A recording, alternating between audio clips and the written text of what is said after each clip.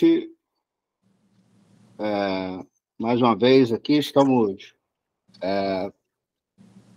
mais uma vez nesse encontro, né, que nós chamamos GAP Convida, que comemora os 10 anos do nosso curso de pós-graduação em Planejamento e Gestão de Áreas Naturais Protegidas do Instituto Federal Sudeste de Minas Gerais.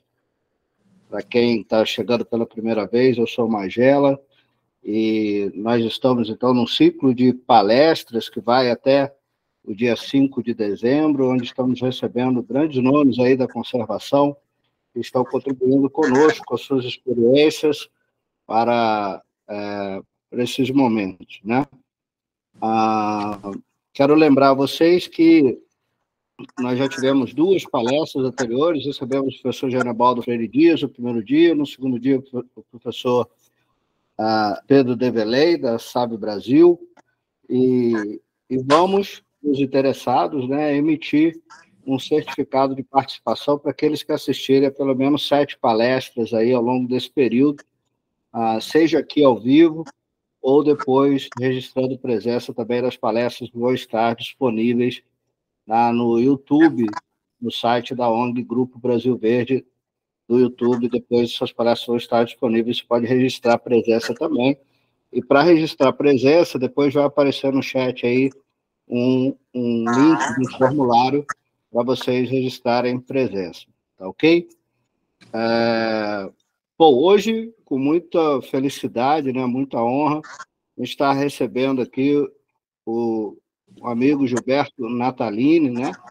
Para quem eventualmente ainda não conhece, Natalini é um dos políticos mais respeitados do Brasil, principalmente aí na área de políticas ambientais. Ele é médico e ambientalista, iniciou sua carreira política em 1970 ainda, como estudante de medicina, quando participou de ações estudantis pelas liberdades democráticas do país. Tem como principais bandeiras de vida a democracia e o desenvolvimento sustentável, a maior equidade social e a moralidade pública.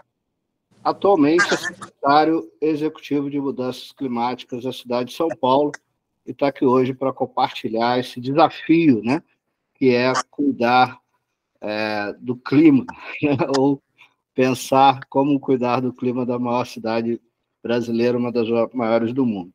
Natalini, muito obrigado pela sua gentileza de aceitar o nosso convite e já passo a palavra para você. Muito obrigado, professor Geraldo Magela, pelo convite, pela simpatia, pela amizade. Eu te conheço de várias atividades, todas voltadas para o bem da população. Nós já nos encontramos muitas vezes, te considero um amigo, eu acho que você também me considera um amigo, então nós estamos aqui entre amigos. Queria cumprimentar também as pessoas que estão nos assistindo, não é? Cumprimentar o pessoal do GAP, do Grupo de Pesquisas em Áreas Protegidas, do Instituto Federal Sudeste de Minas, e aqueles que vão nos assistir posteriormente através do YouTube. Bom, eu queria dizer a você que eu assumi a Secretaria de Mudanças Climáticas da cidade, Secretaria Executiva de Mudanças Climáticas da cidade de São Paulo há um mês. Amanhã quinta-feira faz um mês que eu estou ali, tomei posse. A Secretaria, a Seclima, como a gente chama, né, de São Paulo, ela foi a primeira Secretaria de Mudanças Climáticas criada no Brasil, numa cidade. A segunda foi Niterói, e agora parece que Belém do Pará, tendo em vista a COP, vai também está também trabalhando para criar uma Secretaria do Clima. Eu acho que a tendência no país é que os municípios, além das secretarias de Verde e Meio Ambiente, criem uma estrutura que pode ser uma secretaria ou uma coordenação do clima. O Rio de Janeiro parece que tem uma coordenação do clima dentro da secretaria responsável pela questão ambiental do Rio de Janeiro, e tem outras experiências. Agora, São Paulo arrojou um pouco e criou uma estrutura própria com o secretário executivo dentro da Secretaria de Governo, e houve um primeiro secretário que saiu, foi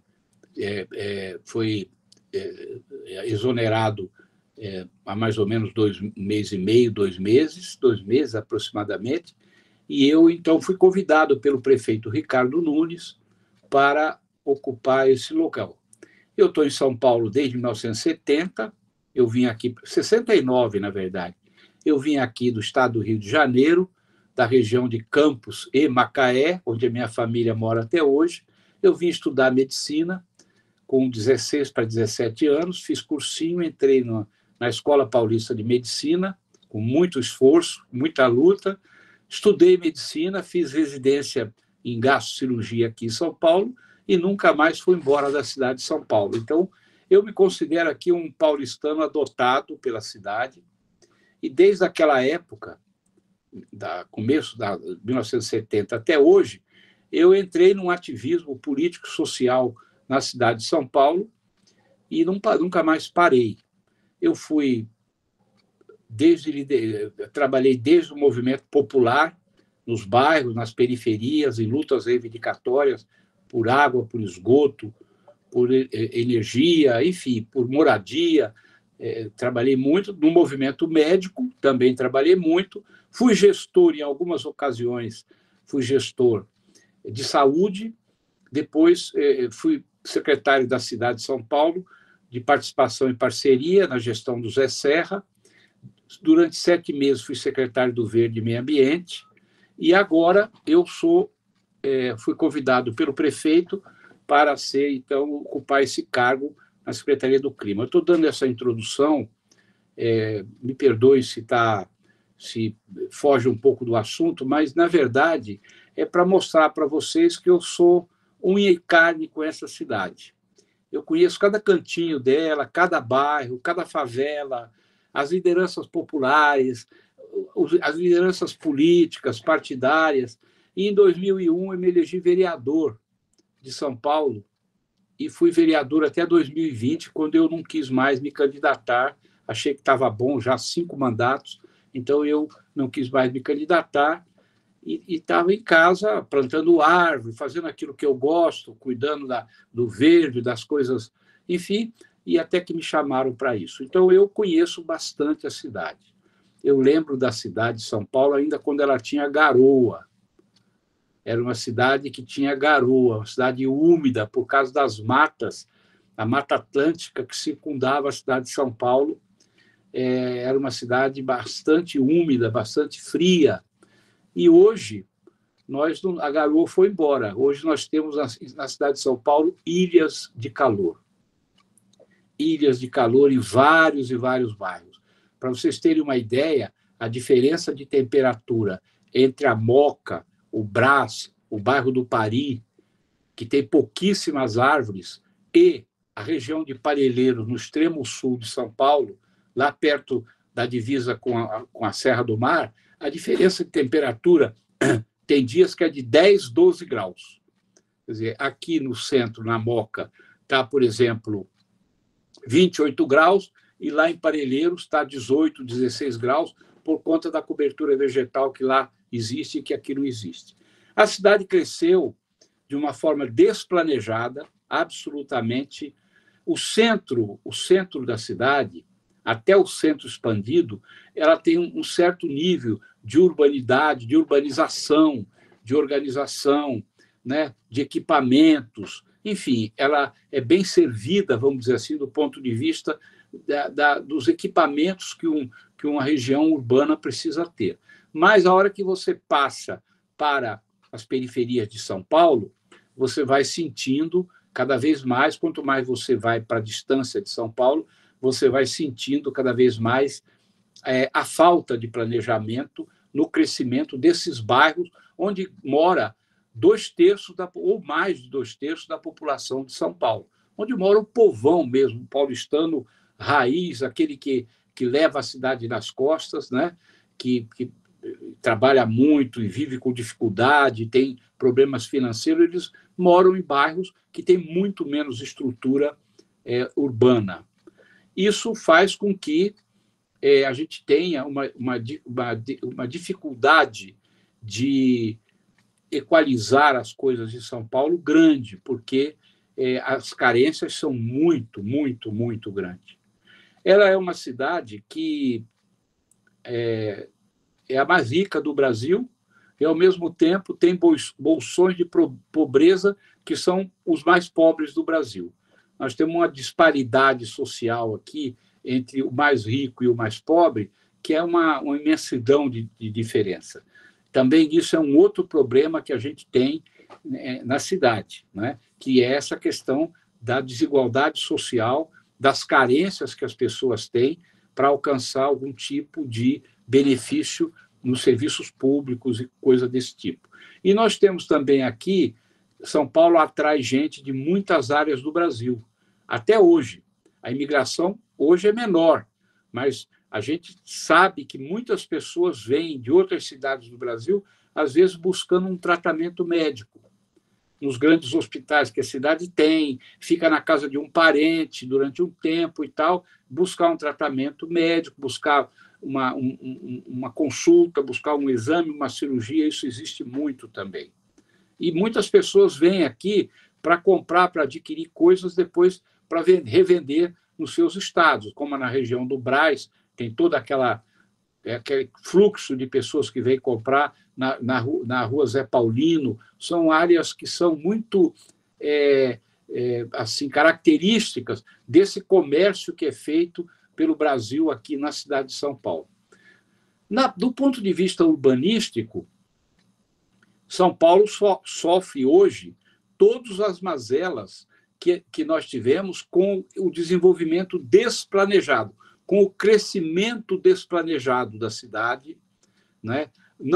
O planejamento urbano de São Paulo, durante décadas, ele foi extremamente frágil.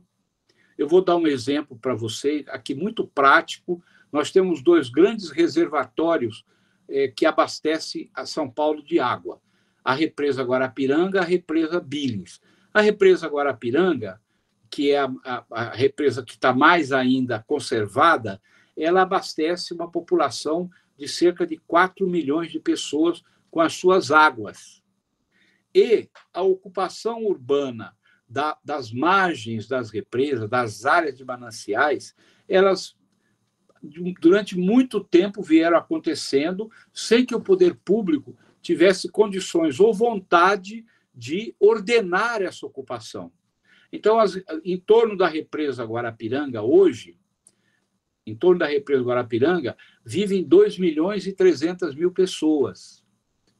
E essas 2.300.000 pessoas vivem em condições bastante difíceis. Existe a lei de proteção dos mananciais, lei estadual, lei municipal, mas a lei é a hora lei. A pessoa tem necessidade de morar, vai ali, ocupa a área, cria uma situação que daqui a pouco tem um bairro, e aí o poder público vai correr atrás para tentar resolver uma grande quantidade dessas 2.300.000 pessoas.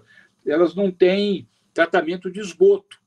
Até foi colocado coleta de esgoto numa parte dessas áreas de mananciais, mas uma boa parte dessa coleta, muitas vezes, ela não vai para as estações de tratamento, ela é despejada de uma forma ou de outra na própria represa. Então, domingo agora eu estive visitando a represa de Guarapiranga.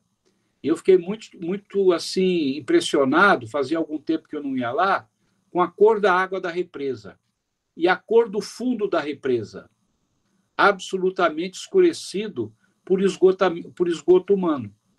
Então, eu estou dando um exemplo para vocês do tamanho da encrenca que a gente enfrenta com a questão do abastecimento de água e da preservação dos reservatórios de água da cidade de São Paulo. A represa Billings, que fica ali um pouquinho do outro lado, ali na divisa com São Bernardo, com a ABC Paulista, essa, então, está muito mais poluída do que a Guarapiranga, porque a represa Billings, o Rio Pinheiros, antes de resolver a cara do Tietê, ele sofria uma reversão para diminuir a vazão do Rio Tietê, e o Rio Pinheiros invertia o curso dele, era jogado na represa Billings, o Rio Pinheiros, e o Rio Pinheiros era um rio absolutamente poluído de esgoto humano, que era colhido das águas do Tietê, que desciam ali da zona leste de São Paulo para cá. Isso poluiu muito, muito mesmo a represa Abines,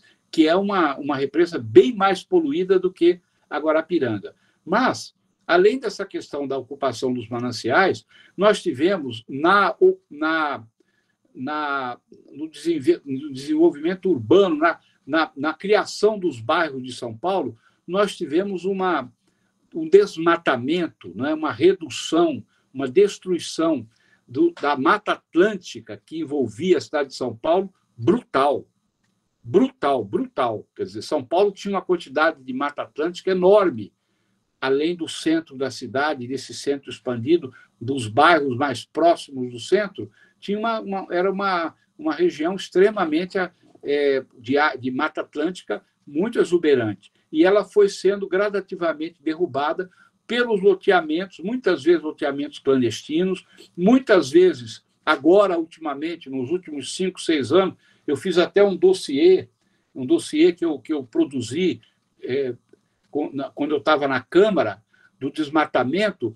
Quem comandou a última fase do grande desmatamento das matas remanescentes da Mata Atlântica do sul da cidade de São Paulo foi o crime organizado. Eles derrubaram, em 4, 5 anos, eles derrubaram 2 milhões de árvores, criaram 50 mil lotes para vender e iam fazer em dinheiro, pelos meus cálculos, cerca de 2 bilhões de reais de lucro que eles iam ter ali, o crime organizado, o tráfico de droga com seu ramo imobiliário. Isso agora nos últimos 4 anos. Quer dizer, toda a problemática vem continuando, e os órgãos públicos, os poderes públicos, não conseguem controlar tanto a ocupação, a pressão de ocupação habitacional pelas pessoas mais pobres, quanto esses loteamentos que não são para pessoas tão pobres, feitos pelo crime organizado, estilo assim Muzema, no Rio de Janeiro, mais ou menos parecido com o que as milícias fazem no Rio, naqueles bairros lá que a gente sabe que são também construções feitas de maneira irregular, criminosa, ocupando abas de morro, ocupando uma série de áreas. A cidade também, ela se impermeabilizou muito. Eu me lembro, há 35, 40 anos atrás, a região aqui sul de São Paulo, no tempo que o Mário Covas foi prefeito, eu fui assessor dele, nós tínhamos aqui na região sul, pegando aqui a região de Campo Limpo, Emiboimirim, Cidade Edemar, Capela do Socorro, Parelheiros, esse canto da Zona Sul, aqui onde estão as represas, ou próximo delas, nós tínhamos 3.800 ruas de terra. Ruas de terra.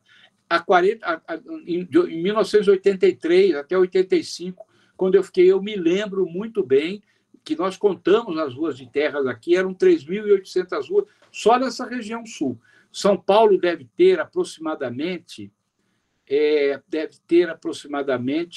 umas 15 mil ruas, né? 3.800 até 40 anos atrás era de terra aqui. Na Zona Leste era outro tanto, uma quantidade enorme de ruas de terra.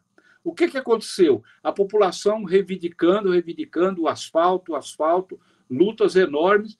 A prefeitura foi asfaltando as ruas todas. Todas as ruas foram sendo asfaltadas. Hoje, São Paulo tem pouquíssimas.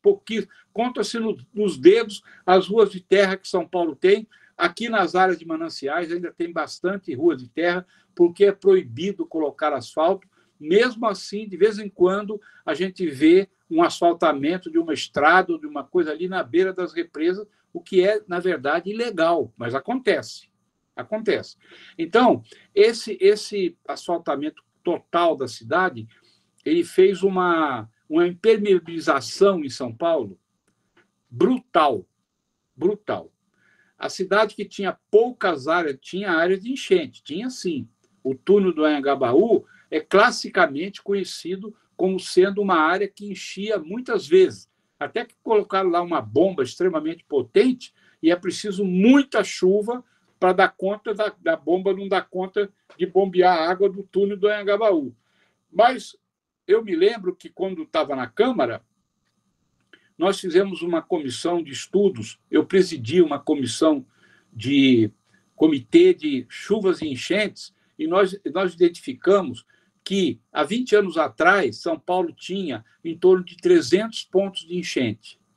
Hoje, nós temos quase 900 pontos de enchente, de cheias, em chuvas que não precisam ser chuvas violentíssimas. Chuvas de média quantidade já começa a encher. Por quê? Porque as águas correm. São Paulo é uma cidade muito acidentada, as águas correm pelos morros, nas calçadas e nas ruas, de maneira totalmente impermeabilizada, as águas correm para as regiões mais baixas. Como as calhas dos nossos córregos, que são em torno de 500, os que podem ser chamados de córrego, que às vezes tem um filete d'água que a gente nem chama de córrego, mas córregos nós temos em torno de uns 500. E rios nós temos 3. O Rio Pinheiros, o Rio Tietê, o Rio Pinheiros e o Rio Tamanduateí, que teima em não ser chamado de córrego. Então, a gente chama de Rio Tamanduateí, é aquele que passa perto do mercado municipal. Esses 3 rios e os 500 córregos, eles, quando as chuvas são muito violentas, as chuvas agora das mudanças climáticas, a calha desses 3 rios, elas não suportam o volume d'água que vem para cima. E aí, bairros como, por exemplo, aqui, Chácara Santo Antônio, bairros aqui próximo ao Rio Pinheiros, o que acontece é que a gente começa a ver o refluxo de água do Rio Pinheiros para os córregos afluentes, e aí, evidentemente, enchendo os bairros. Então, nem só as calhas dos córregos cabem mais a quantidade de água, que com as cada vez maiores nas chuvas violentas, mas também as galerias pluviais de São Paulo, elas são muito antigas, e elas não conseguem dar conta. A galeria, por exemplo, da Avenida 9 de Julho, ela não consegue dar conta de todo o volume de água que desce ali, das encostas ali daqueles morros que circundam a Avenida Paulista e tal. O volume de água é muito grande, as galerias não conseguem dar conta de drenar mesmo que estejam limpas, mesmo que não estejam entupidas, que a prefeitura agora tem feito sempre preventivamente limpeza das galerias, das bocas de lobo. São 400 mil bocas de lobo que a cidade tem, ou seja, é uma barbaridade, um absurdo em números, e a gente tem, então, um problema dessa impermeabilidade de São Paulo, que é exatamente que causa as cheias. Hoje, 900 pontos de possíveis cheias, enchentes, em chuvas mais violentas, em chuvas mais extremas do aquecimento global.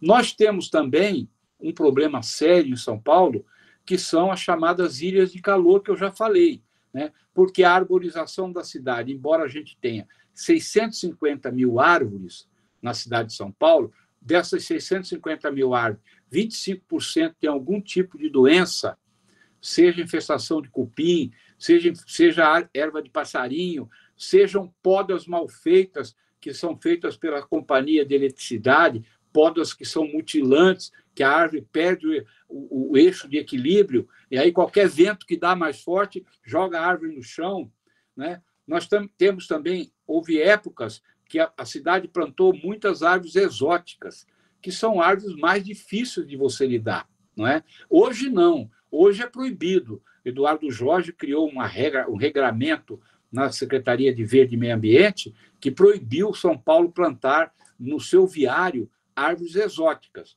Então, procura-se plantar a árvore certa, no lugar certo, na hora certa, para que a raiz não seja raiz que destrua a calçada, para que ela não cresça em fiação para dar problema com a eletricidade, enfim. Hoje tem um regramento maior, mas já se plantou de maneira... Eu me lembro, quando o Maluf era prefeito, ele queria plantar 1 milhão de eucaliptos na cidade de São Paulo. Foi uma guerra desgraçada para impedir o Maluf. Ele tinha um amigo que tinha uma fazenda que vendia muda de eucalipto. E aí o amigo fez a cabeça dele, ele queria comprar 1 milhão de mudas de eucalipto para plantar. Vocês já imaginaram 1 milhão de eucalipto na cidade? A desgraceira que essas árvores, que são árvores exóticas, nas calçadas, na fiação, o que ia causar essas árvores enormes, que não são árvores para plantar em viário. Enfim, isso não aconteceu porque houve uma reação na cidade e ele acabou recuando desses eucaliptos. Mas eu estou falando para vocês sobre a cobertura vegetal. Embora a gente ainda tenha uma boa área de cobertura vegetal de mata nativa, que vem gradativamente sendo depredada por essas ocupações criminosas que eu disse para vocês, mas a gente tem ainda no extremo sul muitas áreas e tem na Serra da Cantareira uma quantidade grande de mata nativa. E na zona leste de São Paulo também a gente tem uma quantidade grande de áreas ainda com matas preservadas. E lá na região de São Mateus, na região de Guaianazes, bom, enfim, lá pelo extremo leste da cidade de São Paulo. O que eu quero dizer para vocês é que nós precisamos reflorestar a cidade, nós precisamos plantar muita árvore, mas a gente encontra dificuldades para arrumar local. Em determinados bairros, as calçadas são muito estreitas. Então, você não tem calçada para pôr a árvore. Ou põe a árvore ou põe o pedestre. Aí você tem que escolher, muitas vezes o pedestre, logicamente, ganha da árvore. A ponto de que a Secretaria do Verde disse para mim, eu vi isso aí, estranhei muito, eu vi árvore plantada na rua, no asfalto. E aí fui conversar com o secretário do Verde, ele falou, não, nós estamos plantando no asfalto, onde a calçada não consegue, a gente planta na rua e toma o lugar dos carros. Eu achei uma solução bastante ousada, né? Bastante revolucionária, porque plantar árvore nos locais próximo da guia da calçada, no asfalto, é uma coisa inusitada. Se vocês vierem a São Paulo, vocês podem me procurar, me perguntar, eu vou mostrar para vocês árvores que estão sendo agora plantadas na calçada.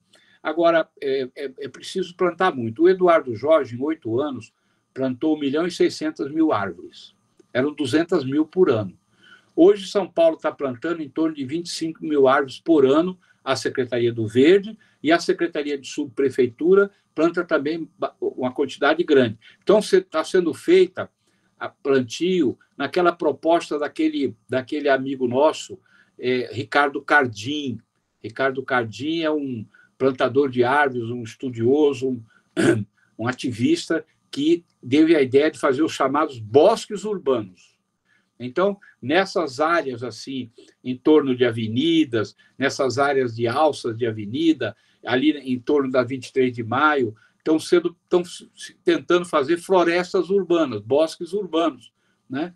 Plantando uma quantidade grande de árvores que nascem ali e formam ali uma pequena floresta nas regiões que é possível plantar. Mas nós precisamos plantar muito mais árvores, muito mais árvores. E ainda tem uma parte da população que tem a árvore ainda, não é grande, cada dia é menos pessoas que têm essa visão, mas tem uma parte da população que tem a árvore como inimiga, que acha que a árvore é inimiga dela, que vai destruir, Então, a gente tem que fazer um processo de educação com as pessoas. Tem muitos grupos hoje que são plantadores de árvores voluntários. A prefeitura apoia, até esses dias nós perdemos o chefe desses grupos, o criador, o Sérgio Shigeda, que era um japonês muito gente boa, que todo domingo saía com uma tropa enorme de pessoas plantando voluntariamente árvores nas ruas e nas praças de São Paulo. Mas nós precisamos plantar muito mais. É um problema que a gente tem. Então, eu falei da questão da água, né? Na questão da água, eu tenho uma proposta que agora nós estamos regularizando a lei que foi aprovada na Câmara, eu fui coautor dessa lei, e agora a Prefeitura está regularizando, eu estou acompanhando a regularização, o decreto de regularização da Lei de Segurança Hídrica da cidade de São Paulo, que ela prevê várias coisas. Por exemplo, essa água de chuva, que a gente fala que corre nas calçadas, etc. e tal. Aqui em casa, toda chuva forte, eu recolho mais ou menos 5 a 6 mil litros de água de chuva, eu armazeno aqui, eu mesmo que fiz o sistema nas calhas, e eu recolho. Se uma boa quantidade de casas de São Paulo, galpões, igrejas, escolas, recolhessem água de chuva, né, como eu recolho aqui, fizesse uma coisa tecnicamente mais avançada, porque não é caro fazer isso, nós poderíamos tirar uma quantidade enorme de água da via pública, das galerias e evitar muitas cheias e enchentes se a gente tivesse essa cultura de aproveitar a água de chuva. Muitos condomínios, por conta própria, já estão fazendo isso. Não são poucos, são muitos. Mas São Paulo tem muitos e muitos e muitos e muitos condomínios. Então, quando muitos estão fazendo, a maioria não está. Então, nós precisamos que a maioria faça. Não só os condomínios, como os órgãos públicos, como as casas particulares das famílias. Nós temos um total aqui de mais de 4 milhões de imóveis na cidade de São Paulo. Então, a gente poderia, né, nós precisamos ter esse hábito na segurança hídrica de aproveitar, recolher água de chuva para usar para fins que não sejam fins que a água precisa ser tratada. E economizar a água tratada para cozinhar, para tomar banho, para beber, para fins de uso humano.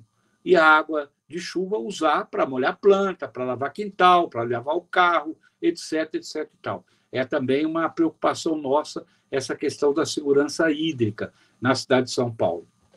A questão energética...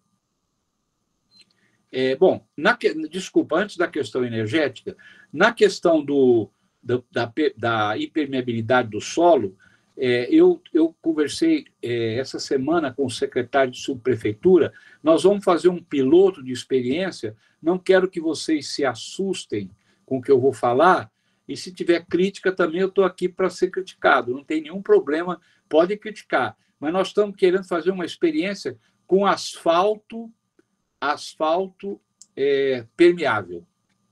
Nas calçadas. Usar o asfalto, em vez de usar o cimento impermeável, esse cimento que não absorve água, usar o asfalto que é feito com raspa de asfalto que é tirado das ruas quando faz recapeamento, e você produz um asfalto que, segundo a experiência que a USP está fazendo, a USP tem um estacionamento com asfalto permeável, absorve 70% da água que cai em cima dele. Isso seria para nós um bálsamo. Por quê? Porque nós teríamos grande parte da água que cai do céu e que vai para enchente, encher galeria, encher os córregos, seria absorvida nas próprias calçadas. Isso é muito interessante. Eu, na Câmara, fiz o projeto dos intertravados, o projeto chamado Passeio Livre, em 2004. Se vocês andarem em São Paulo, vocês vão ver várias calçadas com intertravado. Mas aí aconteceu o quê? O pessoal da Secretaria da Pessoa com Deficiência começou a trazer demanda de reclamação, porque os cadeirantes reclamavam daquela trepidação que o intertravado causa. Aí nós passamos a fazer nas calçadas largas, aquela calçada que tem uma faixa de rolamento no meio e um jardim ao lado, assim, perto da guia, uma área sem cimento para plantio de grama e árvore. Mas acontece o seguinte, tem muitas calçadas em São Paulo que não tem largura para caber a cadeira de rodas e caber também o jardinzinho ao lado. Isso significa que também não é a solução para todas as calçadas de São Paulo. Para as mais largas, sim, mas para aqueles bairros, como, por exemplo, Cangaíba, lá onde eu vou atender como voluntário médico há 48 anos, vocês andarem em Cangaíba, as calçadas de Cangaíba não conseguem, a gente não consegue implantar essa proposta dos jardins ao lado. Então, o asfalto permeável serviria para essas calçadas, para absorção de água, que é importante. Eu vou terminar, que já deu aqui 40 minutos, 35 minutos, eu vou terminar, porque eu queria dizer para vocês, vai dar 40 minutos, a questão energética. Eu estou propondo para a cidade de São Paulo, eu propus isso em 2017, e aí eu saí da Secretaria do Verde, saído, né? Não saí porque eu quis, fui demitido por excesso de probidade, desculpe de ser sincero, né? Me demitiram por excesso de probidade. E, então, eu tinha proposto lá a gente fazer fazendas fotovoltaicas em aterros de lixo desativados. Deixei tudo pronto com uma empresa de energia portuguesa, que ela ia fazer tudo, a gente ia ceder o espaço, ela ia investir tudo e ela ia pagar o terreno, ela ia pagar o aluguel do terreno em energia elétrica para próprios da prefeitura. não deu certo aquela época, e aí a gente perdeu o bonde, aí o Rio de Janeiro fez, Belo Horizonte fez, Curitiba fez, e nós não fizemos. E agora estou avisando aos meus amigos de Belo Horizonte, de Curitiba e do Rio de Janeiro, que nós estamos caminhando para o Aterro Bandeirantes, que é o maior aterro de lixo do Brasil, que está desativado, vai se transformar numa fazenda fotovoltaica. Se Deus quiser e Nossa Senhora da Aparecida iluminar, nós vamos fazer para fornecer energia limpa para a cidade. Mas mais do que isso, e agora terminando de verdade, eu estou conversando com o prefeito para nós comprarmos energia, a prefeitura comprar energia no mercado livre de energia, que é mercado de energia renovável, mercado de fotovoltaica e energia eólica, e custa, segundo as informações que me trouxeram, 30% a menos do que a energia produzida pelas hidrelétricas ou pelas termoelétricas, e é energia limpa. E aí tem uma lei na Câmara de um vereador amigo meu, que eu sou coautor, quer dizer, eu já saí da Câmara, mas eu vou conversar com ele, que é uma lei de implantação de energia fotovoltaica nas residências da cidade de São Paulo. E aí nós vamos querer que a prefeitura sancione essa lei e vamos ver as formas de ajudar, de incentivar o munícipe que quiser colocar energia fotovoltaica na sua casa, que coloque. Na minha casa, aqui onde eu estou, em cima aqui do teto, onde eu estou falando com você, eu tenho energia fotovoltaica, porque eu consegui um financiamento num banco, financiei, eu pagava em torno de 480, 500 reais de conta todo mês de energia elétrica, hoje eu estou pagando 80 reais, 100 reais de energia elétrica, eu pago o financiamento e ainda sobra o dinheirinho para comprar a pizza e o vinho do final de semana. Então, é um bom negócio a energia fotovoltaica, além de, obviamente, quando apagam as luzes do bairro, por qualquer incidente aqui elétrico, a minha casa é a única casa do bairro, de 220 casas que a gente tem aqui no bairro, a única casa que fica com as luzes acesas é a minha, por causa das baterias que eu tenho aqui implantadas no sistema. Então, nós queremos caminhar em São Paulo para colocar na cabeça dos paulistanos e também do poder público que é importante a mudança da matriz energética das casas. Dos ônibus, nós estamos já mudando, pessoal. A lei 16.803, que foi de 2017, que eu sou coautor dessa lei, sou eu e mais um, depois todos os vereadores assinaram, nós pedimos, os primeiros 50 ônibus elétricos da cidade de São Paulo devem chegar até o final do mês. E até o ano que vem, o prefeito quer implantar na cidade 2.600 ônibus elétricos. E aí depois, é caro os ônibus elétricos, foi buscar financiamento no BID, em tudo que é canto, é caro, é quase 3 vezes mais caro do que o ônibus a diesel. Mas o que a gente elimina de poluição e elimina de emissão de gases de efeito estufa, vale a pena o sacrifício. Eu vou ficar por aqui, porque o assunto é tão vasto que eu falaria muito, mas eu peço licença de parar para que vocês possam perguntar e a gente possa discutir. Magela, volto com você. Obrigado, Natalina. A coisa do online não permite que a gente bata palmas, né? Mas sinta-se aplaudido por todos nós aqui pelas palavras. A gente já tem perguntas aqui, mas eu vou me permitir fazer a primeira, Natalina. Você assumiu esse cargo um desafio muito grande, né? A saída o seu antecessor saiu de forma polêmica, né? Com uma declaração polêmica que acabou projetando negativamente, nacionalmente, sua secretaria. E você sabe do tamanho do desafio que você tem. E acho que quem te conhece sabe que você não fugiria a esse desafio, embora o tamanho seja muito grande. Eu queria te perguntar como você está se preparando pessoalmente para esse desafio, porque você sabe que você vai enfrentar coisas muito grandes pela frente, e como, tecnicamente, a Prefeitura e a Secretaria estão se preparando para isso. E digo isso porque a gente acabou de ver agora alguns eventos muito grandes, né, trágicos, que provavelmente você vai enfrentar. E é muito curioso como, quando esses eventos ocorrem, um monte de especialistas aparecem, né? Os famosos especialistas de WhatsApp aí, que sabem tudo e tal. Então, eu queria saber disso, como você, enquanto pessoa humanista que é, e sei que perder qualquer vida para você custa muito, como você, enquanto pessoa, está se preparando para esse desafio e, tecnicamente, como a cidade de São Paulo está se preparando? Uma pergunta danada que você fez, hein, Magela? Isso é porque é meu amigo, né? Imagina se fosse adversário, o que viria dali, né? Mas é uma pergunta muito instigante e eu quero respondê-la. Eu quero dizer assim, eu sei do tamanho da encrenca, eu sei, eu conheço, eu fiz aqui um relato para vocês da problemática que nós temos na cidade, mas foi um relato assim muito resumido. Se eu for falar de todas as questões de insustentabilidade dessa metrópole, a gente ficaria a noite inteira aqui, porque eu poderia falar muito. Então, eu sei do tamanho da encrenca, mas a gente não foge da raia, porque alguém tem que pegar as coisas para fazer, né? E o pessoal gostou muito quando eu assumi, tive muito apoio, até de pessoas da Câmara nós éramos adversários quando eu estava lá. Não, é o cara certo lá, porque o meu antecessor ele foi um pouco infeliz, porque ele fez uma declaração que é aquilo que ele pensa mesmo. Agora, há poucos dias, ele repetiu.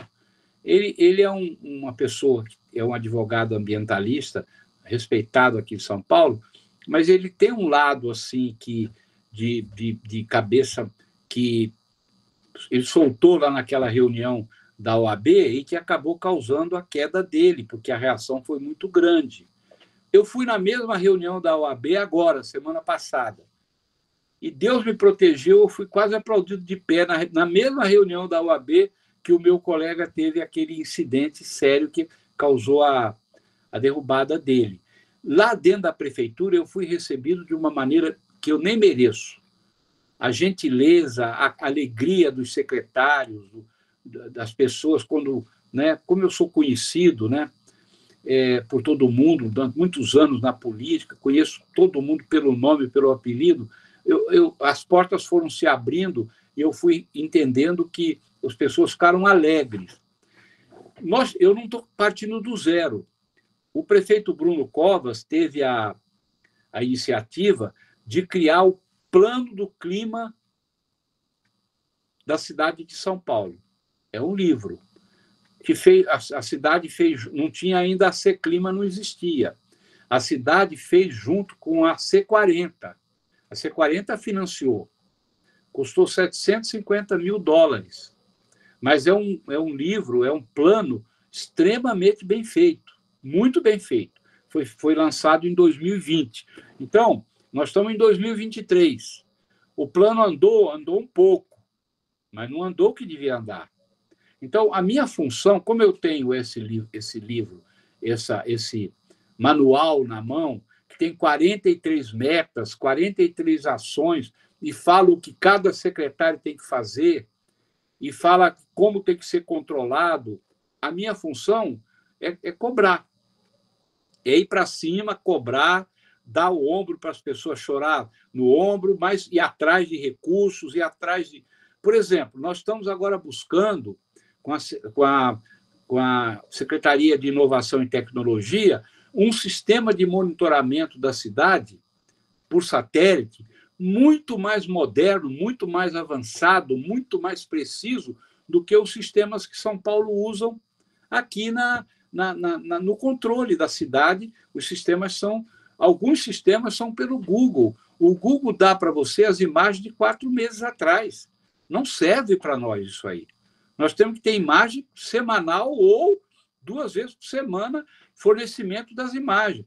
Nós estamos vendo a possibilidade de contratar uma empresa que faz monitoramento diário, sobrevoa diariamente a cidade através de drones. Então, são tecnologias que São Paulo já tem drones, mas é muito assim, ainda é muito por conta de que nós queremos uma coisa tecnicamente boa e profissional, para a gente ter informação sobre as coisas. Hoje eu conversei com a chefe do CEMADEM, a diretora do CEMADEM, Regina, ela estava lá em São José dos Campos. Nós queremos o CEMADEM dentro de São Paulo. Nós queremos toda a sabedoria, todo o saber do CEMADEM a serviço dos paulistanos. E vamos fazer um convênio para que eles orientem a gente. Nós não queremos só previsão meteorológica, nós queremos previsão de desastres climáticos, e eles têm expertise para isso, o CEMADEM. Eles ainda não estão trabalhando conosco da forma como a gente gostaria. Então, eu estou colocando isso para você porque os desafios são grandes, mas nós temos também ferramentas grandes que podem nos ajudar. Eu fui na USP, lá na Politécnica esses dias, e reuniu lá com um centro que eles têm lá de estudo. O professor está desenvolvendo um algoritmo que você faz uma foto da árvore e o computador te diz onde você tem que podar a árvore para você não mutilar a árvore. Quer dizer, é tudo que a gente não tem hoje. Hoje a Enel, ela poda a árvore da maneira que ela quer, e a árvore fica troncha e cai no primeiro vento. Então, não tem uma tecnologia que é usada para poda de árvore. Tem até um manual de poda de árvore, mas também é feito à mão mesmo. Agora, a Poli está fazendo esse equipamento que a gente pode usar. Então, existe muita tecnologia, existe muita coisa que nós podemos usar, tá certo? Para fazer avançar mais rápido as propostas do plano do clima. O desafio é a gente colocar isso, né? E hoje eu tive uma reunião à tarde com o secretário do Verde, que ele tem o Fundo Municipal de Meio Ambiente, e tem lá um dinheiro, e nós estamos contratando o Centro Tecnológico de São José dos Campos, que é uma instituição privada, pública, não é pública, é privada, mas sem fins lucrativos, e é muito respeitado, o Centro Tecnológico de São José dos Campos. Para eles vão fazer o monitoramento absolutamente técnico do cumprimento das metas, eles vão acompanhar, vão dar relatórios mensais de quem está e quem não está cumprindo as metas do plano do clima. E eu vou cobrar. Eu tenho moral na praça para cobrar. Eu cobro com carinho, eu sou aquele pai bom, mas que quando fala, o filho fala, pô, o pai está falando, eu vou ver o que eu vou fazer aqui para me mudar minha opinião, aqui minhas coisas. Por quê? Porque a gente tem credibilidade adquirida na praça, né? Não estou atrás de dinheiro, não estou atrás de cargo, não estou atrás de nada, não sou candidato a mais nada, então estou aqui para ajudar a cidade. Então as pessoas têm nos ouvido muito. Hoje, por exemplo, eu estive com a secretária de gestão, a secretária adjunta, e com a escola da cidade, a escola da prefeitura, para o funcionalismo. E tive ontem lá na Umapaz, que vocês devem conhecer, aquela escola de meio ambiente que o Eduardo Jorge criou lá atrás. Estou conversando com as escolas de governo aqui para nós montarmos conversei com a SECOM, a Secretaria de Comunicação, nós vamos montar um curso, né, uma quantidade de aulas e de formação que a gente quer bombardear o funcionalismo público e bombardear a sociedade civil com conhecimentos, né, uma coisa bem feita, agradável, para criar em São Paulo a consciência climática. Nós estamos trabalhando para isso, entendeu? Acabou de chegar hoje a quantidade enorme da primeira cartilha que a gente produziu no Seclima, vou até mandar para você distribuir para o pessoal, uma cartilhinha de mão de uma folha de sulfite, mas nós vamos fazer muito no virtual também, para poder orientar as pessoas, a consciência das pessoas, para as pessoas saberem o que é, saber por que acontece, saber as consequências, e mais do que isso, o que a gente quer é a consciência climática para a ação. Agora, vou conseguir? Não vou conseguir? Não sei, né? Tudo que eu pus a mão na vida, graças a Deus, eu consegui pelo menos uma parte grande fazer, né? E eu estou ali com boa vontade, o prefeito quer, o prefeito está afim de fazer, tanto é que ele foi buscar dinheiro fora, foram 600 milhões de reais que a São Paulo pegou emprestado para bancar os 2.600 ônibus elétricos que chegarão aí, emissão zero. Se ele quer, nós queremos, a gente tem que puxar os secretários, os mandatários da cidade e a sociedade civil. Magela, eu visitei nesse mês, eu conversei com mais de 150 agentes importantes da sociedade civil. Desde a OAB, agora estou marcando com o Cardeal, eu quero o Cardeal no nosso barco. O Papa acabou de lançar a segunda edição da Laudato Si. Eu vou lá e vou levar para o cardeal, falar, Dom Odilo, olha aqui, ó, vamos botar essas 400 paróquias do senhor para falar de mudanças climáticas. Vamos falar que Jesus quer que fale de mudanças climáticas, entendeu? Então, o Dom Odilo é uma pessoa muito sensível. Quinta que vem, agora eu vou na missa de manhã da Rede Vida com o bispo Dom Fernando, que era o bispo que criou e fez o padre Marcelo. Tem uma penetração enorme no mundo católico. Vamos procurar as igrejas para conversar. Já marquei com o pessoal de centrais sindicais. Vou reunir as 3 centrais que têm sede em São Paulo para conversar sobre essa questão climática. Então, estou fazendo o trabalho como eu posso fazer. Quinta-feira à noite vai inaugurar a virada sustentável, que a gente sempre... A primeira virada sustentável foi em 2007, eu estava lá, junto com o Kassab e Eduardo Jorge. Todo ano ajudei muito a virada sustentável, cujo coordenador é o André Palhano. São mais de 400 eventos de sustentabilidade numa semana que vão acontecer em São Paulo. E eles são parceiros nossos. Então, nós estamos atacando dentro do poder público e fora do poder público, atacando no bom sentido, né? Para ver se a gente consegue fazer a população se mexer e a cidade ir se transformando. Rapaz, se a gente conseguir que os paulistanos entendam e aceitem uma parcela grande, né? O secretário de Educação abriu as portas das escolas para nós. Então, nós vamos chegar nas crianças e vamos pedir para as crianças levarem para os pais as questões. Nós vamos entrar com tudo, com essa questão climática, nas 1.000 escolas de São Paulo. 1.500. São mais de 1 milhão e tanto de alunos da rede municipal de ensino que o secretário Padula abriu para a gente conversar, formar os professores para chegar nos alunos e hortas dentro das escolas, economia de energia, economia de água, enfim, a defesa nas questões das enchentes. Nós vamos levando isso para dentro das escolas para os alunos. Vontade não me falta. Saúde eu tenho. Né? Eu tenho idade, mas tenho saúde. Graças a Deus eu ainda estou firme.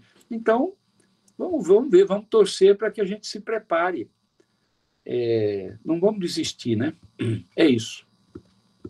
Maravilha. Antes de passar a palavra aqui, só lembrar, pessoal, quem quiser fazer alguma pergunta, só levantar a mão aqui. E também registrar, Natalina, que nós temos aqui a Morgana, da Secretaria de Meio Ambiente de Caxias do Sul, temos pessoas de Bonito, de várias cidades de Minas Gerais, várias cidades de São Paulo também, do Rio de Janeiro, então temos pessoas de vários estados aqui te cumprimentando. Enfim, parabenizado pela palestra. Passar a palavra, então, para o professor Saraiva, que é companheiro aqui do GAP, cientista social. Saraiva, fica à vontade. Opa, boa noite, pessoal, boa noite, Magela, boa noite, doutor Gilberto Natalini, né? Doutor em medicina e doutor do clima. Né? Pois é. Desejo, então, muito sucesso aí em tudo, né? A gente vê que está bem entusiasmado, né, com essa possibilidade aí de estar atuando em áreas tão diversas, né? Porque eu tinha feito uma pergunta por escrito ali, até para o Magela ler, né, para você, e acabou quase que respondeu, né, praticamente tudo. Eu acho que ficou faltando só a questão do asfalto ali, que eu perguntei, depois até responde se o asfalto, esse permeável da calçada, se ele teria que ser preto, né, ou se ele pode ser colorido. Mas... Pode ser qualquer cor. Qualquer cor, professor. Pode ser verde, pode ser azul, pode ser branco. Ótimo, então. Você põe a tinta e não precisa ser de cor escura, pode ser de outra cor. Que bom, né? E mesmo assim continua permeável, né? Maravilha. Continua permeável. Assim, e eu vejo que... eu tinha perguntado também sobre como é que você imaginava essa estrutura, né, que deveria ter a sua secretaria, né, e quais ações seriam as prioritárias. Eu vejo que está atuando de todas as formas, né? Tanto na ação da educação ambiental, conscientização, como também em medidas práticas, né, diretas, e tentando trabalhar para o futuro, né, medidas que deverão ser adotadas aí também a médio e longo prazo. Né? A gente sabe que São Paulo o dinheiro não falta, né? A secretaria, a prefeitura está numa fase muito boa, né? Os cofres estão bem cheios. Então, assim, dinheiro a gente sabe que não faltaria para fazer essas inovações aí que precisam ser feitas, né? Mas é o que a gente vê que, às vezes, não é só isso que basta, né? Eu vejo, estou insistindo muito nessa coisa de conscientizar, né, da vontade política, aí, para que essa vontade política colabore, porque muita coisa, às vezes, você tem o dinheiro e tal, mas há uma resistência grande ainda em aceitar, né, essas ideias como realmente prioritárias e válidas, né? Por isso que eu queria te perguntar qual é, assim, a sua expectativa de realmente implantar essas coisas aí. Eu imagino que seja agora mais para o próximo mandato até, né? Porque para agora, para esse mandato, ficaria basicamente mais nessa coisas mais paliativas e nessa parte da educação ambiental e da conscientização. Não é isso? Professor, o senhor falou que São Paulo está cheio de dinheiro. De fato, o orçamento desse ano é de 104 bilhões de reais. Então, é um dinheiro bastante razoável. Só que as necessidades sociais e urbanas da cidade de São Paulo são muito grandes, né? Só no lixo, por ano, vai 4 bilhões de reais. Só para a coleta do lixo, só a coleta do lixo. É muito. Na saúde, são 12 ou 13 bilhões de reais que vão na Secretaria de Saúde, a educação é outro tanto. Então, ela é uma cidade também que consome muito. E se nós formos comparar, teve uma comparação anterior, que eu me lembro, Nova York com São Paulo. São Paulo tinha 12 milhões de habitantes, Nova York tinha 9. É menor que São Paulo. E o orçamento de Nova York era 3 vezes maior que o da cidade de São Paulo. E mais, professor, Nova York não tem o que a gente tem aqui de problema social, né? A Prefeitura de São Paulo, o que ela dá de cesta básica para o pessoal poder comer é uma coisa impressionante, porque a turma não tem como comer, entendeu? A questão social é muito séria, né? O que tem de isenção no transporte público, nós temos quanto hoje? Já vai quase 2 milhões de idosos, depois de 60 anos, você não paga passagem. Então, né, o senhor vai vendo aí, né? E deficiente não paga passagem, mulher grávida não paga passagem. Então, existe uma quantidade de isenção enorme, né? E o prefeito ainda está falando agora de fazer tarifa zero. Falou 2 ou 3 vezes, né? Imagina, vai custar 10 bilhões por ano para sustentar o sistema de transporte de ônibus com a tarifa zero. Mas está falando, ele falou 3 ou 4 vezes já. Então, eu estou dizendo para o senhor assim, embora tenha muito dinheiro, ainda tem... as necessidades são muito grandes, mas eu acho que o problema não é o dinheiro. O problema é as pessoas acreditarem, né? Eu vejo, né? As pessoas acham que com a gente não vai acontecer. Eu vi ontem, tá dando tempestade de enchente no deserto, pô. A Líbia teve isso, a Arábia Saudita teve isso há pouco tempo. O deserto está virando mar, como se diz na música popular, né? Então, a situação, a Argentina e o Chile esses dias, enquanto o Chile se afundava em água, o norte do Chile, a Argentina queimava em incêndio. Ou seja, a cordilheira no meio, de um lado queimando tudo, do outro lado enchendo tudo. Então, agora, eu falei hoje isso aqui para o Edson Aparecido, secretário do governo. Eu falei, olha, se vier para nós o que caiu no Rio Grande do Sul, estou vendo a secretária de Caxias do Sul, uma cidade maravilhosa, eu fui lá, fiquei apaixonado, quase que eu mudei para Caxias do Sul, porque realmente é uma coisa, quem não conhecer, vai conhecer, porque é bonito. É muito gostoso, Canelas e Caxias do Sul. Visitei as 2 cidades lá. Ela está aqui, parece a secretária, né? Eu quero dizer assim, se cair aqui, aquela chuva que caiu lá, naquelas cidades do Rio Grande do Sul, de uma vez só, numa região da cidade de São Paulo, nós vamos ter uma tragédia incomensurável. porque a cidade não vai conseguir suportar a quantidade de água caindo num lugar só, numa parte de São Paulo, e aqui é tudo, né? Ao mesmo tempo que você tem um condomínio do lado, você vai aqui no Morumbi, cai aqui no Morumbi, ao mesmo tempo que tem aqueles prédios enormes, riquíssimos, de um apartamento por andar, você olha na janela, você vê a favela de Paraisópolis embaixo, com 150 mil pessoas morando, em condições bastante difíceis. Então, é esse contraste, né, da opulência com as necessidades enormes é que faz com que o desafio seja muito grande. Eu tenho consciência disso. E nós estamos preparando. Tanto é que hoje nós batemos um martelo para fazer o grupo preparar o grupo de atenção ao calor extremo, que a gente não tinha aqui. Então, nós vamos preparar saúde, educação, assistência social, subprefeitura, a segurança urbana, os direitos humanos. Nós vamos preparar a minha secretaria que vai coordenar, para se vier aquele calor mortal, a gente ter protocolos para atender nos hospitais, entendeu? Para ter abrigos para as pessoas, para sistema de ventilação. Tudo isso a gente tem para a chuva. Para a chuva a gente já tem. E tinha para poluição, né? Antigamente tinha, ainda tem aquele sistema para poluição que ficava nos relógios, que marcava. Aquilo ainda funciona? Aquilo... Não, é porque a poluição ela deu uma diminuída grande. Deu uma diminuída boa, né? Deu uma diminuída grande por conta dos catalisadores, da mistura do etanol, né? E agora com a frota elétrica de ônibus, porque 70% da poluição particulada de São Paulo é o diesel. Hoje é o diesel, é o ônibus a diesel. São 14 mil ônibus na frota urbana, e se somar a frota intermunicipal e a frota de turismo, e também os caminhões de lixo, tal, nós também estamos forçando, e eles vão mudar o combustível dos caminhões de lixo. Já estão estudando que tipo de combustível, se vai ser biodiesel, o que vai ser, mas eles vão mudar, ou se vai ser elétrico mesmo. Então, se somar todos esses carros grandes a diesel, que prestam serviços públicos, dá 50 mil carros a diesel na cidade.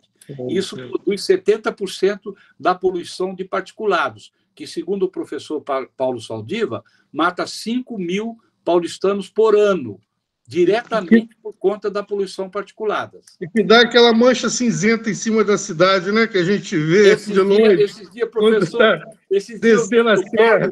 Eu vinha no carro com 2 pessoas e a moça falou, que pôr do sol lindo. Eu falei, menina, aquilo ali é dióxido de nitrogênio, aquilo lá é veneno puro, aquilo não é pôr do sol lindo coisa nenhuma. Porque, mas o senhor sabe que eu me lembrei que lá na Europa, né, algumas cidades já estão adotando também esses alarmes, né, como a gente estava contando aí no caso da poluição, né, para o calor também, para as ondas de calor. Que esses alarmes vão ficar nas ruas, né, como tinha nos relógios aí de São Paulo, que para as pessoas, né, quando chegar um limite, para elas saírem das ruas, né, se recolherem e tal. Na Alemanha, eles já estão pensando também em adotar, em algumas cidades também, um horário maior de almoço e indicando esse horário para que as pessoas façam uma siesta, né, nesse período de verão, para não saírem à rua. Né? Você vê o alemão que tinha vamos dizer assim, esse orgulho, né, de ser trabalhador e implicava muito com o espanhol, né, principalmente o espanhol que tinha, né, esse hábito da siesta e tal. Agora eles estão, por causa das mudanças climáticas, eles estão cedendo também a essas coisas. Então, são muitas coisas que vão acontecendo, né? Mas só para finalizar, eu quis perguntar uma coisa, já que tocou no caso do Rio Grande do Sul aí, estou vendo muitas discussões sobre como deveria ser, né, as atividades de reconstrução das cidades, né, afetadas, que foram mais destruídas e tal, nessa perspectiva de não fazer como antes, né? Não refazer da maneira errada, né? Como o senhor falou aí sobre a falta de planejamento, do crescimento e tal. E a gente sabe que São Paulo também, né, desde a pandemia, vem sofrendo muito com a quantidade, o aumento da população de rua. Isso é um problema sério para São Paulo, nessa coisa da habitação. E há alguma perspectiva, né? Porque quem está na rua está muito mais exposto a tudo isso, né? A enchente, ao calor, do que quem já tem uma residência, né? Então, se isso também estaria nos seus planos. A população de rua, professor, é um problema. Eu calculo que deve ter uns 70 mil moradores de rua. Oficialmente tem 40 mil, mas eu calculo que seja mais. As estatísticas, elas são sempre subestimam. Agora, nós temos uma pesquisa que disse que 65% dos moradores de rua da cidade de São Paulo não são de São Paulo. Vem de outros eu acho cantos. que boa parte aí da população de São Paulo, da cidade, não é de São Paulo, até aqueles que têm casa. Mas os moradores de rua, eles vêm de outras cidades do interior, da grande São Paulo, do interior, e também de outras partes do Brasil. Porque São Paulo tem uma rede de assistência, a pessoa de rua não passa fome. Ou é o padre Júlio Lancelotti, ou são os evangélicos, ou são os espíritas, ou é a prefeitura. Tem uma rede de bom prato enorme que o sujeito come por R$1, entendeu? O cara, se tiver R$1, ele vai e come bem nas redes de bom prato. Então, tem comida, a prefeitura cede e também as ONGs, são muitas ONGs que atuam na proteção do morador de rua com agasalho, com cobertor. Então, a pessoa tem, né? E outra coisa que a gente vê também é que existe um número grande de pessoas com problemas de ordem mental. Alcoolismo é muito grande, a quantidade de alcoolismo entre os moradores de rua. Então, tem uma questão de saúde pública também muito séria, porque você sabe que isso piora a situação. Mas é uma questão... São Paulo tem muitos abrigos, tem uma quantidade... Abriu muito abrigo. E às vezes, os abrigos estão com vagas e as pessoas não querem ir para os abrigos por uma série de motivos. O abrigo tem disciplina, tem toda uma condição lá própria, mas então as pessoas às vezes não querem se submeter a ter hora para chegar, para ter hora para sair e tal, entendeu? Eu tenho conversado muito com o secretário de Assistência Social, Carlos Alberto Bezerra. A secretaria dele tem 2 bilhões e tanto de verba, e uma parte dela, quase 50%, é gasto com essa assistência social. E a outra parte, a parte maior, né, não é total, mas a parte maior é gasta com convênios de creche, esses convênios que são... Creche não, que é educação, mas convênios de assistência social que existem em várias partes da cidade com organizações sociais sem fins lucrativos, que a assistência social dá. É um problema, professor. Eu não tenho a solução desse problema, não. Eu não tenho, não. E eu sei que quanto mais a gente acolher, mais virão de fora de São Paulo. Essa é a migração de saúde, o chamado turismo de saúde em São Paulo, é uma coisa descomunal. Descomunal. O número de brasileiros que despencam de regiões muito distantes de São Paulo e vêm aqui para conseguir uma consulta, conseguir um tratamento oncológico, geralmente as doenças de maior complexidade, né? Vem inclusive do exterior, professor. Vem do Uruguai, vem do Paraguai, vem da Argentina, vem da Bolívia. Gilberto, eu sei disso porque, assim, eu sei na família, né? Assim, minha irmã que migrou para o Canadá, ela precisou de um tratamento, não consegue fazer lá. Ela já mora lá, tem que vir para cá. Né? Não foi só o Olavo de Carvalho, não, que teve que vir para o SUS quando ficou doente.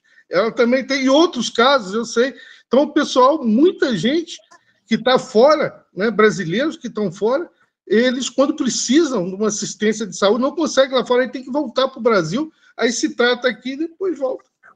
Eu vou dar uma sugestão para o Magela, não sei se vocês já fizeram, Magela.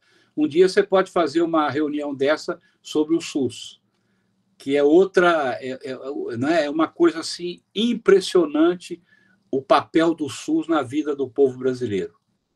E o SUS apanha muito, mas o SUS, com a verba que tem, ele faz milagre para atender o povo brasileiro. Ele tem R$ 3,80 por brasileiro para atender, para fazer promoção, prevenção, cura e reabilitação em saúde no Brasil. E ele atende 75% do povo é SUS dependente E os outros 25%, quando a burra aperta mesmo, o cara tem um câncer, precisa de um transplante, precisa de não sei o quê, ele corre para o SUS, vai fazer no SUS, porque os convênios geralmente cobram, e na hora de fazer alta complexidade não fazem. Mas isso é outro assunto, eu não vou me alongar aqui. Beleza. Saraiva, mais alguma coisa? Alguma questão? Obrigado aí, agradeço ao professor aí. Desculpa, o pessoal vai ficar monopolizando aí o Gilberto aí. Obrigado aí. Valeu. Só para registrar aqui, a Morgana e a Vanice são biólogas da Comissão de Mudanças Climáticas de Caxias do Sul. Se vocês quiserem falar da experiência de vocês, fique à vontade. Eu habilitei a câmera e o microfone de vocês aí. Fique à vontade. Mas o Gabriel, Natalina, ele pergunta se o asfalto permeável também poderia ajudar no combate às ilhas de calor. Eu acho que no combate às ilhas de calor, não.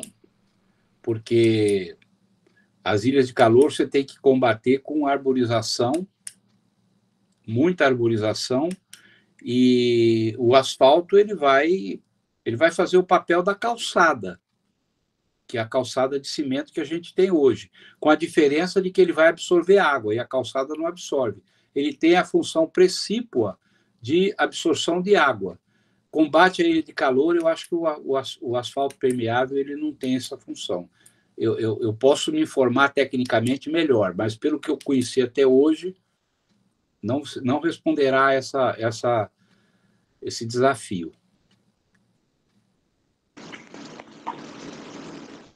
Pois não, Morgana, fica à vontade. Oi, boa noite. Então, eu sou da Prefeitura de Caxias do Sul. Vou falar um pouquinho, então, já que o Magela fez esse convite para a gente colocar a nossa situação aqui de um outro município com uma realidade diferente. Peço desculpas que eu não ativei a câmera, mas eu estou com o meu pequenininho de 2 aninhos aqui. Vou tentar falar, vamos ver se ele vai me deixar.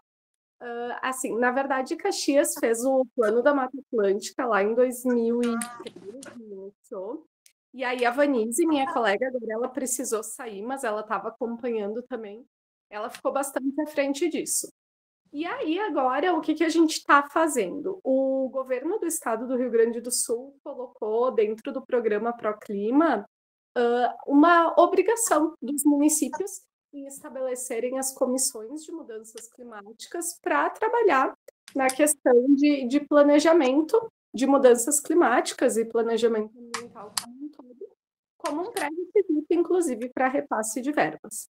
Então, isso foi uma oportunidade bem boa para a gente ter aquela forcinha a mais para conseguir estabelecer algumas coisas.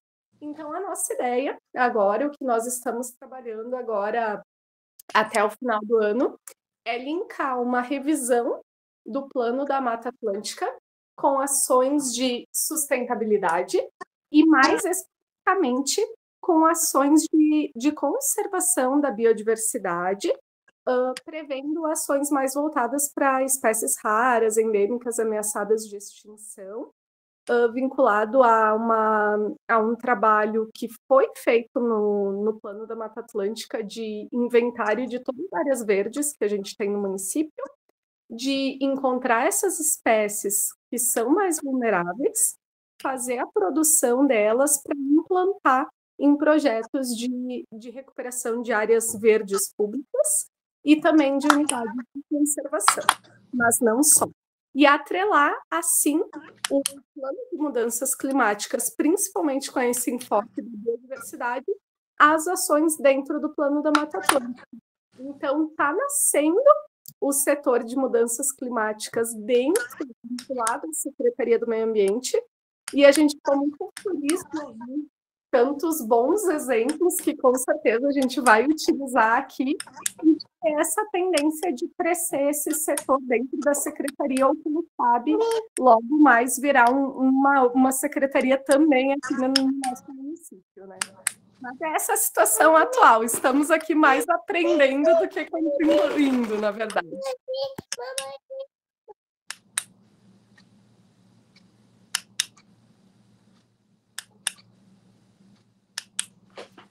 Natalina, quer comentar alguma coisa?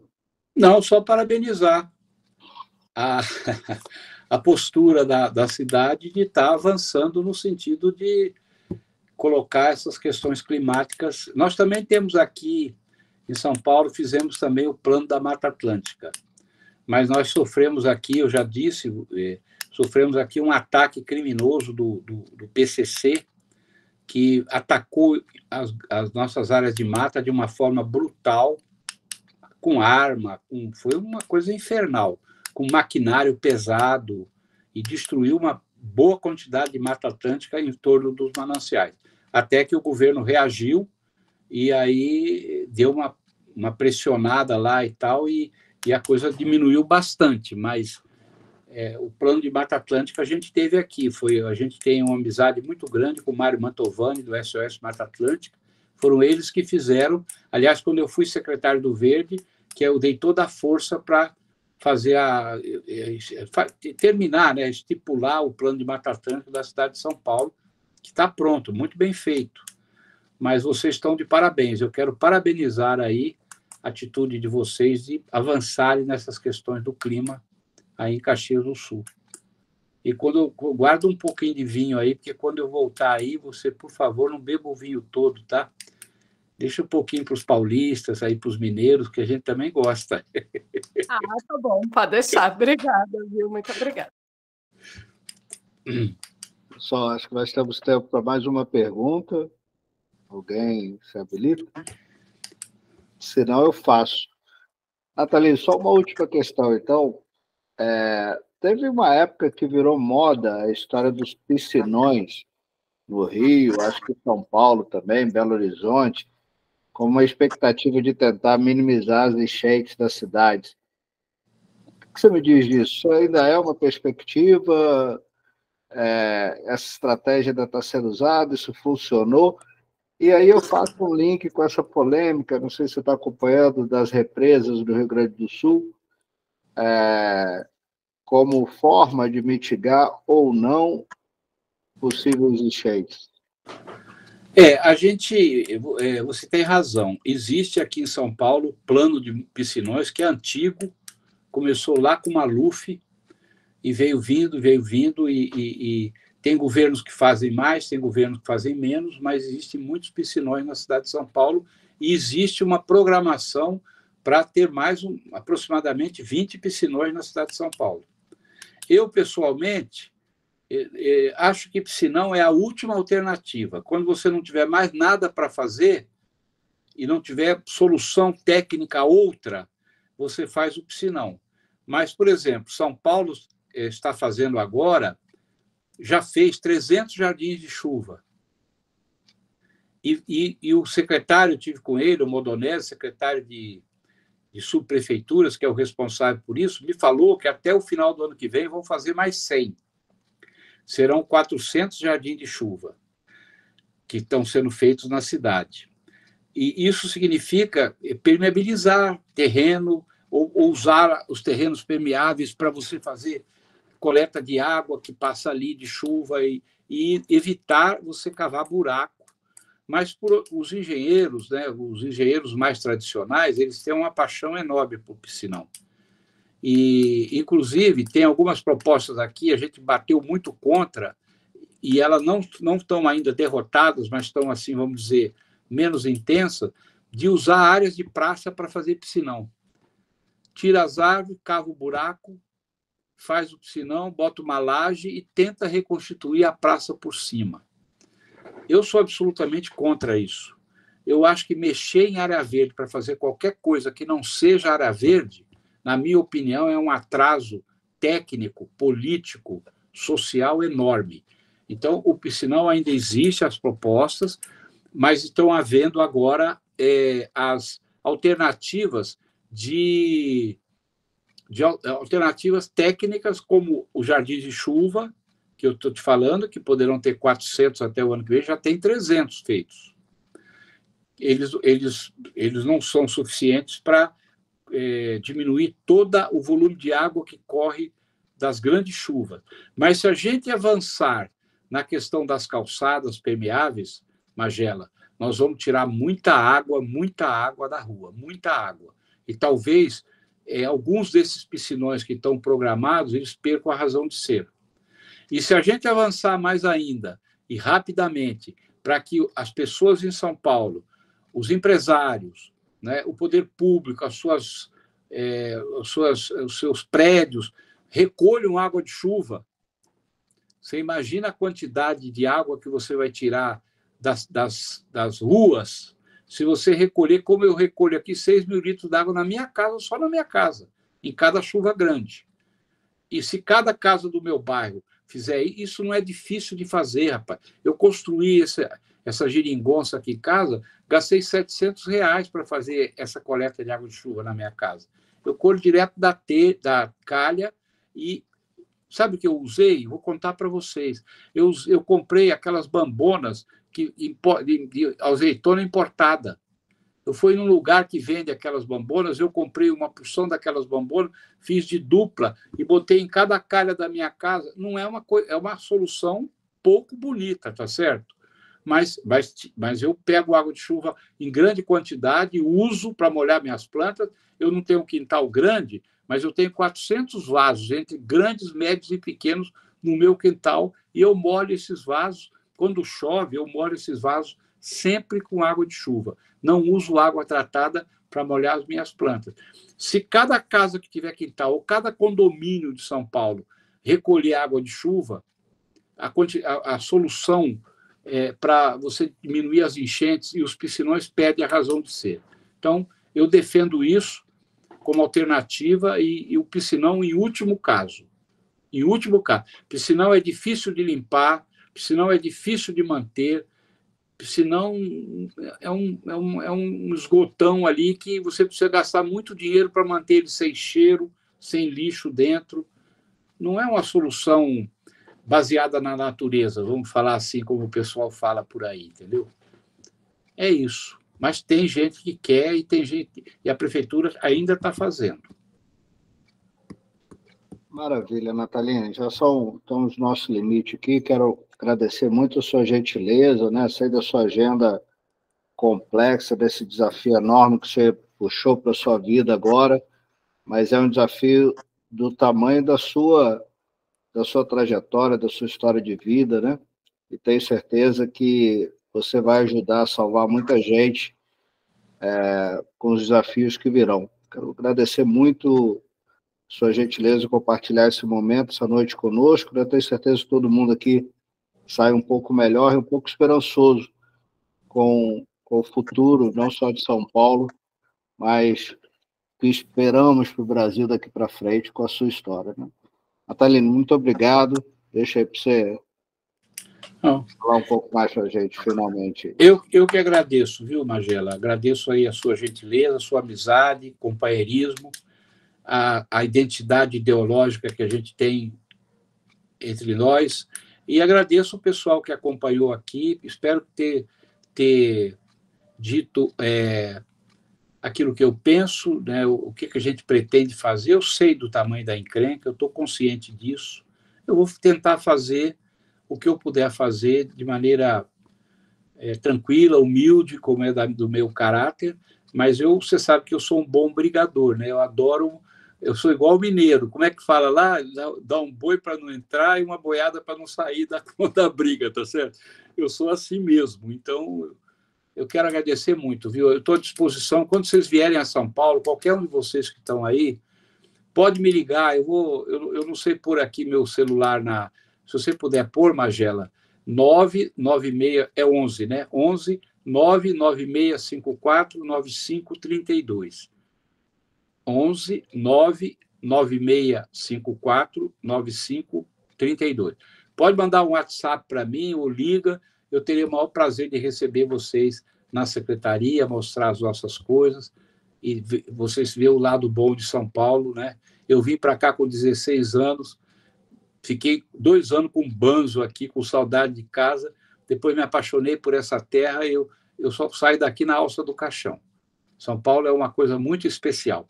Eu fiz um levantamento aqui, pessoal, quando eu estava na Câmara, nós identificamos 186 povos diferentes que vivem na cidade de São Paulo.